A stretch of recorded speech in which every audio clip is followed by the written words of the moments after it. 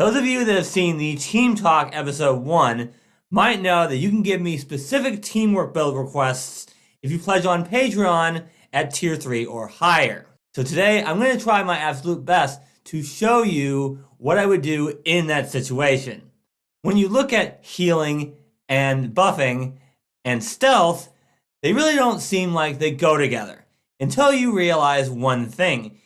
Healing and buffing allies tends to make you a target, especially in front of smart enemies. But what happens when the enemies have a hard time finding the healer? That's what today's build is about. Let's dive in. The request is for a ratfolk forensic medicine investigator with the medic and captivator archetypes. So we get training in medicine and the battle medicine and forensic acumen feats. And on a success with battle medicine, we heal additional hit points equal to our level, and the target becomes immune for 1 hour instead of 1 day. And we're going with the long snout rat heritage. This will give us imprecise scent out to a range of 30 feet. We also gain a +2 bonus on perception checks to seek creatures that are within our scent, making it that much harder for enemies to sneak up on the party. For background, I've gone with Dreskari Disciple for an extra skill. But you can go with any background you want here as long as you get the ability scores you need. Which the starting stats for this build should be Strength 10, Dexterity 16, Constitution 10, Intelligence 18, Wisdom 12, and Charisma 12. You're not going to need a huge amount of wisdom in the beginning, but you're definitely going to want to be increasing it as you level up. So of course we have to start with our class feat for level 1. And I went with Known Weaknesses. When we devise a stratagem, we can recall knowledge as part of that action. And if we critically succeed, we get a +1 to hit. We can also convey this information to our allies, and if we do, they gain a +1 bonus to hit as well, as long as they make their attack before the end of our next turn. So now we can make that fighter even more likely to hit and crit, as well as the rest of our party. And for our ancestry feat, we're going to be taking Pack Rat. This feat allows us to cram 50% more bulk into mundane storage containers and vehicles. So the party can carry even more items now without having to worry about buying more mundane storage containers. However, this feat does not work with magical storage containers such as a bag of holding. For level 2, we'll want to pick up Shared Stratagem. When we hit with an attack roll that we use to devise a stratagem on, we can choose one ally. That foe is flat-footed to that ally's next attack as long as that attack is made before the start of our next turn. Thus, we can make it easier for an ally to hit. And this level is also where we'll take our medic dedication. So we automatically become an expert in medicine. In addition, we heal even more hit points at DC 20, 30, and 40. We can also use battle medicine on someone that is temporarily immune once per day. And once we become a master in medicine, we can do so once per hour. For general feats, of course, we will want to take Toughness, Die Hard, and Canning Acumen for our Fortitude saves. But we'll also want to take Fleet for a little more speed, and True Perception at level 19. At level 4, we'll want to take Scalpel's Point. So when we critically hit with a strike that we use to devise a stratagem on, if our attack did piercing or slashing damage, we deal an additional 1d6 persistent bleed damage. This is just a little extra damage, which will be helpful when we need to attack. And on the free archetype side at level 4, we'll pick up Doctor's Visitation. So for one action, we can stride once and then use battle medicine or treat poison. We can also spend 2 actions to stride and administer first aid or treat a condition, which of course we will be taking as a skill feat for this level. We can attempt to reduce the clumsy, enfeebled, or sickened conditions by up to 2 by making a medicine check.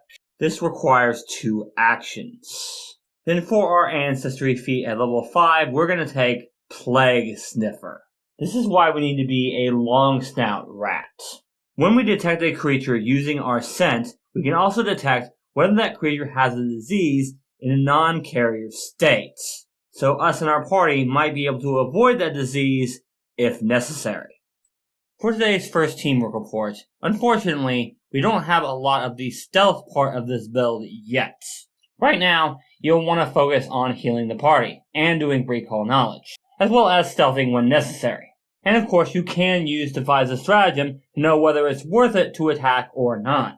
If you do end up attacking, try to do it from a hidden position, as that will make it a little easier for you to hit, and get those crits that you need in order to give your allies bonuses. Of course, when we start talking about the Captivator dedication, which is part of the request, we are going to want to start taking illusion spells, particularly invisibility.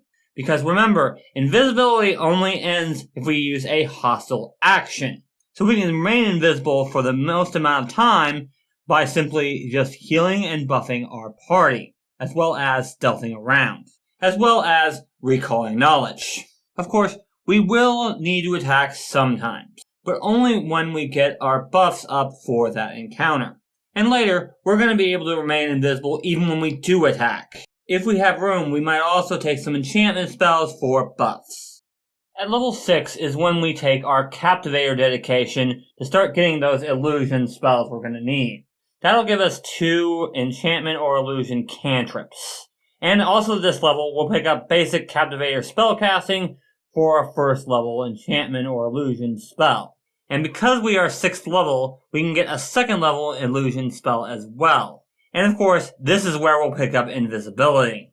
At level 8, we'll want to pick up predictive purchase.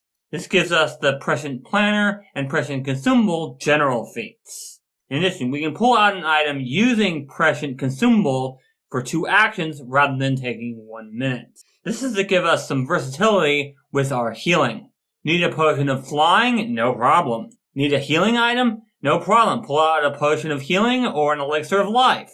The list goes on.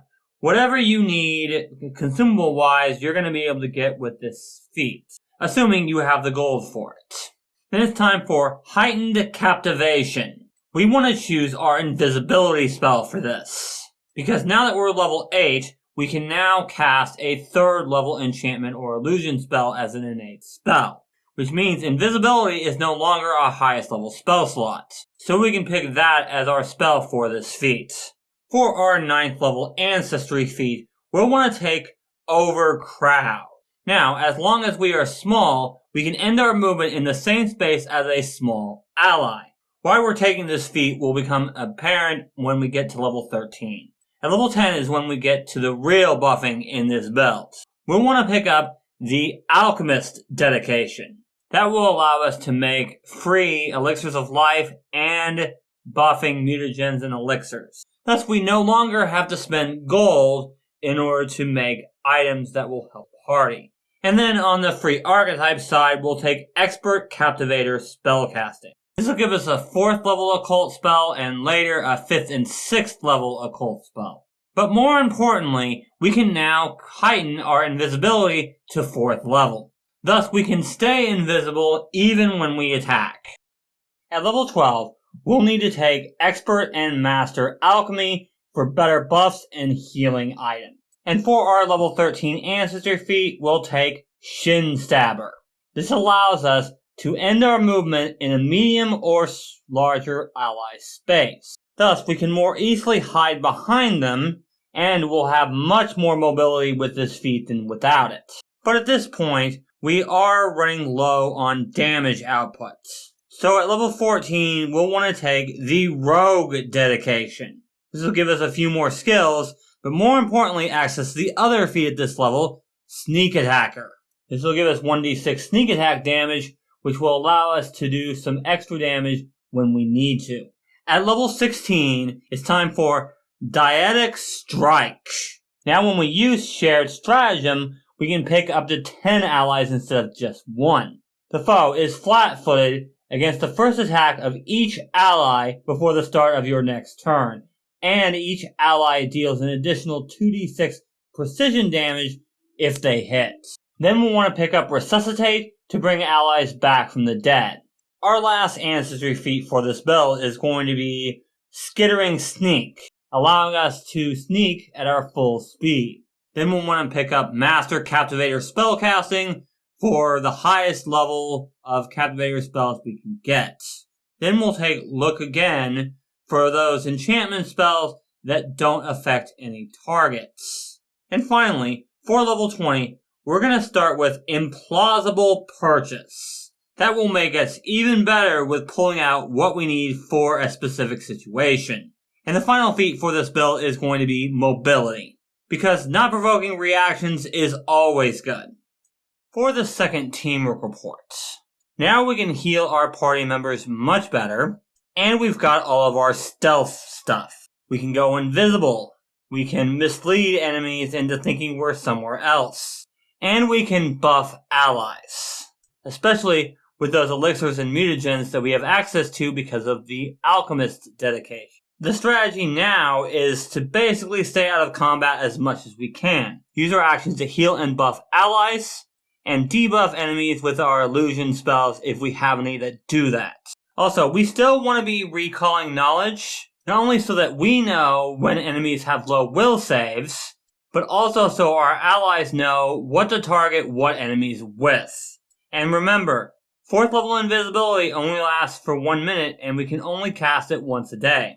But that's why we have other ways to go invisible, like pulling out an invisibility potion with Implausible Purchase. And that's gonna do it for this build.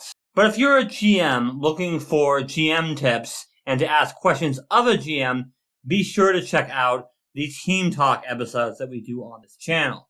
You can check out the first 3 right here. Thank you guys so much for watching, and I'll see you next time.